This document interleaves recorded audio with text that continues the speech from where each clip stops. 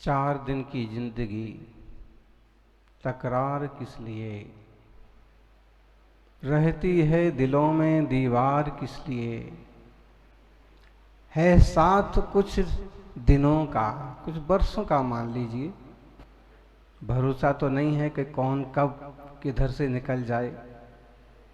4 दिन की जिंदगी, तकरार किस लिए, रहती है दिलों में दीवार किस लिए, है साथ कुछ दिनों का फिर सब जुदा जुदा, राहों में बिछाएं फिर बैर के तार किस लिए, राहों में बिछाएं फिर बैर के तार किस लिए।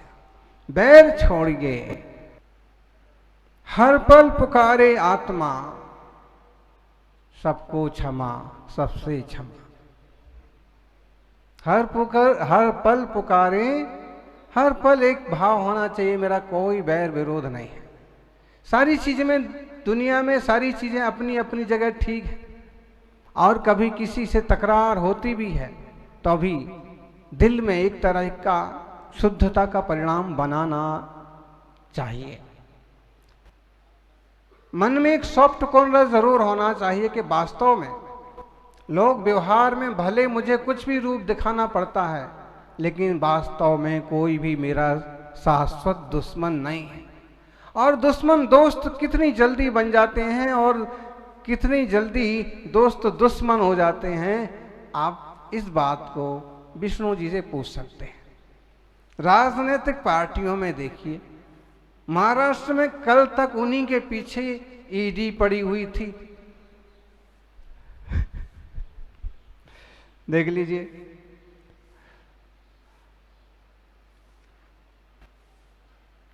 कल तक जब तक उनसे मन नहीं मिल रहा था तब तक उनके पीछे पुलिस पड़ी हुई थी, और जैसे वो हमारी पाले में आ गए तो वो दोस्त हो गए, आज सरकार में सत्ता में शामिल है। अच्छा, अपने ही घर का कहीं दूसरी जगह चला जाए तो उसके प्रति कैसे कैसे विचार आ जाते हैं, इसके भी ढेरों नमूने हैं। लेकिन कोई नाम लेकर के हम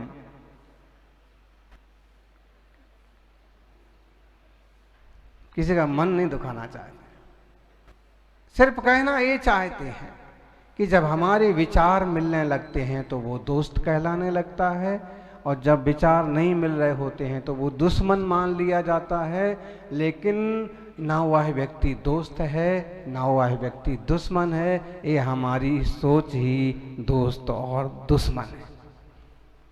महावीर स्वामी कहते हैं सब लोग अपनी जगह ठीक हैं। शादवाद और अनेकांत कहता है कि कोई गलत नहीं है, उसकी नजर में ना वो सही है, आप उसे नहीं समझ पा रहे हैं। और अगर आप दोनों एंगल से समझने लग जाएं तो निश्चित रूप से आप बहुत जल्दी आक्रोशित नहीं होंगे, बहुत जल्दी विचलित नहीं होंगे। इसलिए हम किसी की भी राह में बैर के कांटे ना बिछाएं। जरा सा मन नहीं मिलता है तो हम सोचने लगते हैं कि किस तरह से इसको मजा चखाया जाए। भाई, किसी को मजा चखाने की जरूरत कहाँ है? संसार में ऐसा कौन है जो पूरी तरह से सुखी और आनंदित हो? थोड़े से साधु संत मिल जाएं तो मिल जाएं, वरना जिन साधु संतों ने अपने बड़े बड़े प्रोजेक्ट खड़े कर लिए हैं उनकी भी बड़ी समस्याएं खड़ी हो गई। थोड़े से साधु संत मिल जाएं कि जो सुखी और आनंदित हों, वरना कौन दुखी नहीं है? सभी दुखी हैं। अब अलग से मजा चखाने की जरूरत कहाँ है? व्यक्ति पहले ही अपने आप से परेशान है। इसलिए आप सबों से आग्रह है, कभी इस तरह की गांठ मत बांधिए कि इसे मजा चखाएंगे। आप अपनी लाइन बड़ी करो, लेकिन किसी पर संकट आ पड़े ऐसी कोशिश मत करो। पहले ही क्रोध, मान, माया, लोभ, ये 4 कसाय हैं। इसके साथ मद और मत्सर और जोड़ दो, ये 6 रिपू हो गए। ये 6 रिपू पहले ही सब लोगों को तंग करके रखा है, परेशान करके रखा है किसी न किसी तरह से। अब और आप क्या एक्स्ट्रा और उसको परेशान करना चाहते हैं? आप कहोगे महाराज जी सब लोग ऐसे सोचने लगेंगे संसार कैसे चलेगा? संसार तो चलेगा, क्योंकि ऐसे सोचने वाले सब हो ही नहीं सकते। इतनी उदारता सब में नहीं आ सकती है। दुनिया में बिरले लोग होंगे जो इस बात को भी तैयार हो जाएं कि मैं सीढ़ी बन जाता हूं और आप ऊपर चढ़ जाइए। बहुत कम लोग होंगे। एक माँ बाप होते हैं जो बेटे को कहते हैं कि हम सीढ़ी बन जाते हैं, तुम ऊपर चढ़ो, तुम आगे बढ़ो। एक संत होते हैं, गुरु होते हैं जो शिष्य से कहते हैं कि मैं सीढ़ी हूं ना, सीखो, समझो और मेरे से भी आगे ऊपर चढ़ो। बाकी बहुत बहुत कम लोग मिलेंगे। अगर मेरा किसी ने सीढ़ी की तरह भी इस्तेमाल कर लिया तो अभी कोई बात नहीं, डोंट वरी, कम से कम वो आगे बढ़ा, चलिए कोई बात नहीं। इतनी उदारता होना बहुत दुर्लभ है। लेकिन जिनके भीतर आत्मा का ज्ञान होता है, परमात्मा का ज्ञान होता है, ईश्वरीय शक्तियों का विकास होता है, उनकी सोच बदलती चली जाती है। विष्णु का वास है कण कण में। हो सकता है कि पूर्वी दिल्ली में भी विष्णु का वास हो जाए।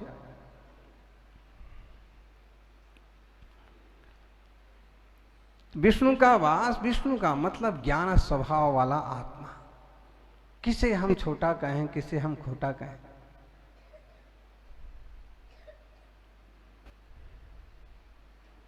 बहुत ऊंची बातें सिखाता है जिन शासन जिन धर्म। इसकी नजर में दुश्मन तो कोई है ही नहीं। अगर किसी ने हमारे तीर्थों पर भी हमला बोल दिया, मुनि राजों को भी तंग कर दिया, तो भी मुनि उसे दुश्मन नहीं मानते। वो कहते हैं कि भाई इसकी ऐसे ही इस समय इसकी होनहार है, इसके कर्म का उदय है, ये अपने कर्म से, अपने विकारों से पीड़ित है, इसे क्या हम दंड दें, इसे क्यों तकलीफ दें। और इस महामंगलकारी वर्धमान स्वामी का, आदिश्वर स्वामी का शासन सबके हृदय में बसे। मिली थी जिंदगी अपने और दूसरों के काम आने के लिए। जिंदगी किस लिए मिली है? मिली थी जिंदगी अपने और दूसरों के काम आने के लिए। अपना काम तो यह है कि मेरी शुद्धि बढ़ती जाए, मैं हमेशा क्रोध में न डूबा रहूं, मैं हमेशा वासना में न डूबा रहूं। कई लोग ऐसे होते हैं कि हमेशा विकारों में डूबे रहते हैं, हमेशा गेम खेलते रहते हैं, हमेशा किसी को नीचे पटकने की कोशिश करते रहते हैं, हमेशा। थोड़े भी समय ये नहीं आएगा कि कहें सर्वे भवन्तु सुखिना। जबकि हमारे देश में तो बुद्धिमान लोगों ने प्रार्थना के आखिरी में भी ये श्लोक जोड़ रखा है, सर्वे भवन्तु सुखिना। हे भगवान सभी सुखी हो। यहां तक कि पशु पंछी भी, कीड़े मकोड़े भी दुखी ना हो। हम उस फितरत के लोग हैं। अब चाहे पाकिस्तान में रहें, चाहे अमेरिका में रहें, चाहे चाइना में रहें, चाहे कनाडा में रहें, कहीं भी रहें, लेकिन सब सुखी रहें। और वो सुखी वास्तव में तब होंगे जब सद्बुद्धि आएगी। कोई लोग अगर अपने देश और समाज के लिए ही उल्टा सोचने लगे, कोई लोग यदि एक दूसरे पर आतंक करने का मन बनाते रहें, वो कहां सुखी रह पाएंगे। बावजूद हम फिर भी प्रार्थना करते हैं कि सब सुखी रहें। प्रार्थना करिए, एक ना एक दिन प्रार्थना सुनी जाएगी, लोगों के मन बदलेंगे, बुद्धि बदलेगी, सुखी होंगे। मिली थी जिंदगी अपने और दूसरों के काम आने के लिए, पर सारा वक्त बीत रहा है कागज के टुकड़े कमाने के लिए। लौट आएगी सारी खुशियां, अभी कुछ गमों का दौर है। लौट आएंगी सारी खुशियां, अभी कुछ गमों का दौर है। जरा संभल कर रहो ज्ञानी, ये इम्तिहानों का दौर है, संभल करके रहो। कभी कोई अगर आपके सामने अक्खड़ बन के खड़ा भी हो गया तो आप घबराइए मत, थोड़ा सहनशील बन जाइए, बोल लेने दीजिए, क्या क्या उसे बोलना है बोल लेने दीजिए। कभी होता है ना कि कोई आके बहुत जोर जोर से बोलना। आप ऑफिस से घर आए, बाजार से काम से घर आए, श्रीमती जी ने बोलना चालू कर दिया। अगर आप बुद्धिमान हैं तो आप सोचते हैं कि 4-6 दिन के बाद तो यात्रा से आया हूं, व्यापार से आया हूं, जो इकट्ठा हो गया निकल जाने दो। एक बार बड़ा साली निकल जाए कि इस ननद ने ऐसा किया, कि माँ ने ऐसा किया, कि घर में ये हुआ, कि वो नहीं हुआ, और तुम तो निकल जाते हो 5-7 दिन के लिए, और क्या क्या होता है, क्या क्या देखना पड़ता है, हम ही जानते हैं। तो जितनी बड़ा सही एक बार निकल जाने दो। और अगर तुम उस बीच में बोले तो यमुना की बाढ़ की तरह तुम भी बहते चले जाओगे, फिर तुम्हें बचाने वाला भी कोई नहीं है। मतलब है कि अगर कोई भी व्यक्ति जो आपसे जुड़ा हुआ है, आपसे संबंधित है, अगर कभी उखड़ जाता है तो आप उसके साथ मत उखड़िए। तंबू का एक छोर उखड़ जाए और एक छोर ठीक से बंधा रहे तो भी तंबू, तो भी घर सुरक्षित रह जाता है। दूसरे छोर को आसानी से धीरे धीरे बांधा जा सकता है। इसलिए कोशिश हो नहले पर दहला ना लगाया जाए। और नहले पर दहला लगाना तो आजकल सबको आ गया। नहला दहला तो जानते होंगे आप लोग, क्योंकि हम ताश को खेलने को, जुआ खेलने को मना करते हैं, फिर भी बातों के नहले दहले बहुत खतरनाक होते हैं। उसने अगर एक पोस्ट लिखी, हम 2 लिख देंगे। उसने एक गाली लिखी, हम 2 गाली लिख देंगे। ऐसे होता है, ऐसे नहीं करना है। क्यों किसी को तकलीफ देना। सौभाग्यशाली हो। क्षमा बढ़न को चाहिए, छोतन को उत्पात। हरि को का कछु घट गओ, जो भृगु मारी लात। एक बार देवता, एक बार ऋषियों का समुदाय इकट्ठा हुआ और उनमें चर्चा चली कि दुनिया में सबसे ज्यादा पावरफुल देवता कौन है, सबसे ज्यादा माने जिसमें महानता हो वो कौन है। तो सब ऋषियों ने अलग अलग कहना चालू किया कि भाई शिव जी बहुत महान है। देखो तो जहर तक पी गए।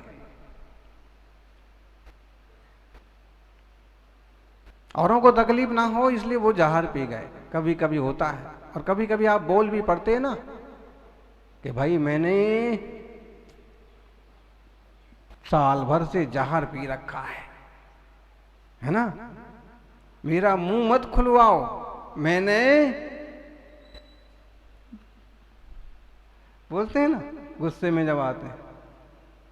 अब सामने वाले को चाहिए कि उसे पता पड़ गया है कि इनने जहर पी रखा है और वो भी साल भर से पी रखा है, तो अब उसे चाहिए कि वो आगे तंग ना करे। और जब कह दिया है कि मेरा मुंह मत खुलवाओ तो मत ही खुलवाओ ना। लेकिन इसे भी चैन नहीं। ये कहता है कि तुम्हारा मुंह खुलेगा तो क्या हो जाएगा।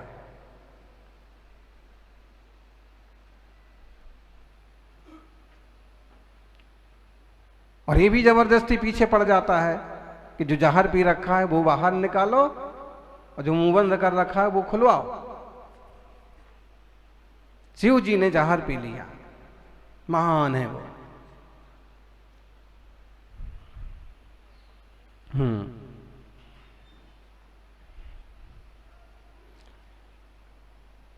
लोगों ने कहा ब्रह्मा जी बहुत महान है।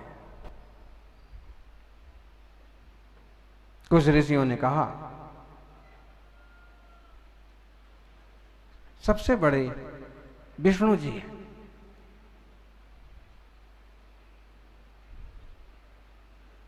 जो व्यक्ति में स्थिरता हो, दृढ़ता हो, धीरता हो, सुनने की क्षमता हो, विष्णु जी।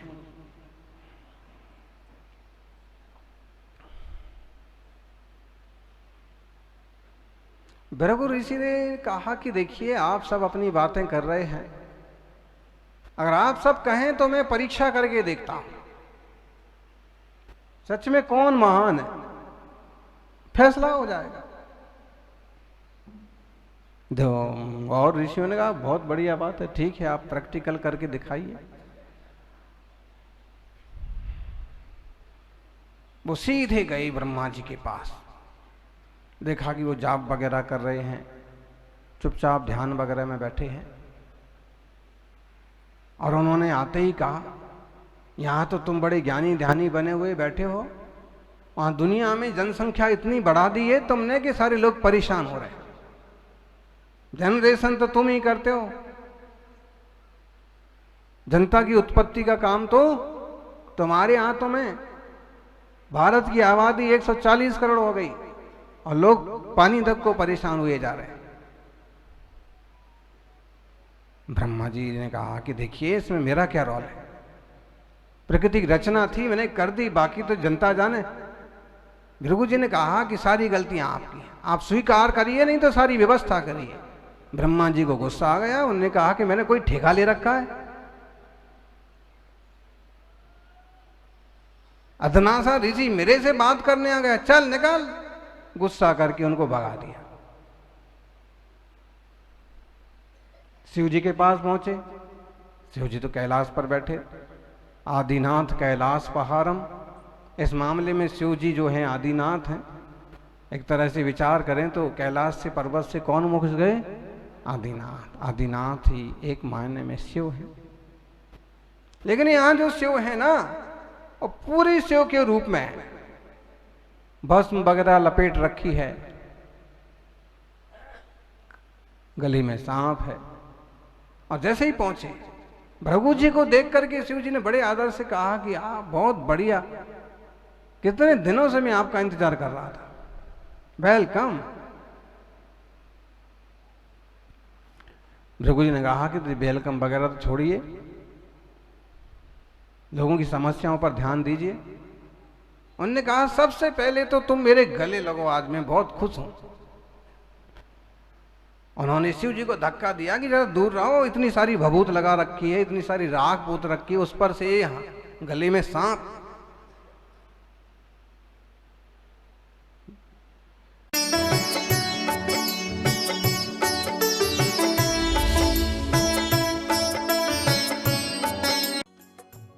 इस कार्यक्रम के पुण्यार्जक थे श्री जयंतीलाल जी, श्रीमती रमीला देवी, श्री भगवती, श्रीमती शर्मिला, श्री विनोद, श्रीमती अलका, चाहत, याशी, क्रिस्टी, रजावत परिवार, उदयपुर, राजस्थान।